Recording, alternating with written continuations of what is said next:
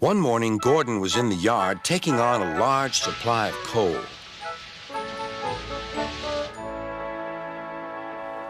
That's the third load of coal you've had today, Gordon, said James. Some might say you're being rather greedy.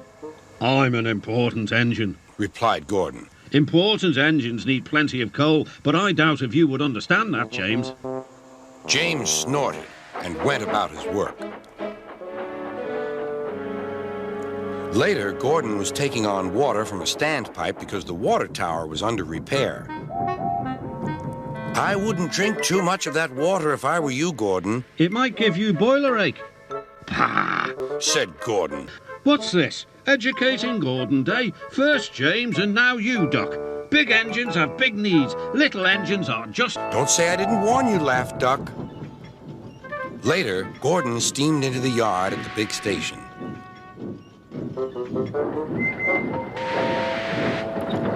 That's what I need, exclaimed Gordon. There, emerging out of the sheds, were two shiny tenders. Now, if I had two tenders, said Gordon, I wouldn't need to stop so often, and I wouldn't have to listen to silly little... Those tenders belong to a visitor, replied his driver. Diesel sidled up alongside.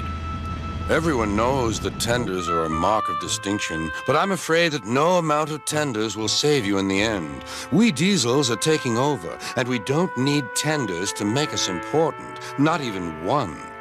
Gordon was most upset. He was feeling just the same next day. I'm not happy. He backed down onto his train, hissing mournfully. Cheer up, Gordon, said Sir Topham Hatt. I can't, sir. Is it true what Diesel says, sir? What does he say? That Diesels are taking over. Don't worry, Gordon. That will never happen on my railway. And one more thing, sir. Why did the visitor have two tenders? Because he lives on a railway with long distances between coaling depots. Gordon felt better. But Henry started complaining. He banged some cars angrily. I always work hard enough for two, he puffed. I deserve another tender. Duck whispered something to Donald. He was going to play a trick on Henry. Henry, he asked, would you like my tenders? Yours? What have you got to do with tenders? All right, said Duck. The deal's off. Would you like them, Donald? I wouldn't deprive you of the honor, replied Donald. It is a great honor, continued Duck thoughtfully. But perhaps James might. How many tenders have you, and when could I have them? Said Henry hastily. I have 6, and you can have them this evening. 6 lovely tenders, chortled Henry. What a splendid sight I'll be.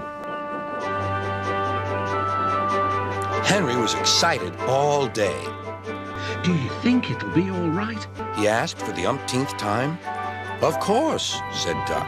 They're all ready now.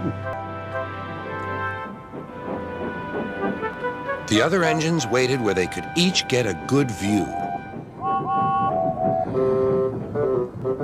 But Henry wasn't a splendid sight at all. His 6 tenders were very old, dirty, and filled with boiler sludge. Had a good washout, Henry, called a voice. That's right. You'll feel a different engine now. Henry was not sure, but he thought the voice belonged to Gordon.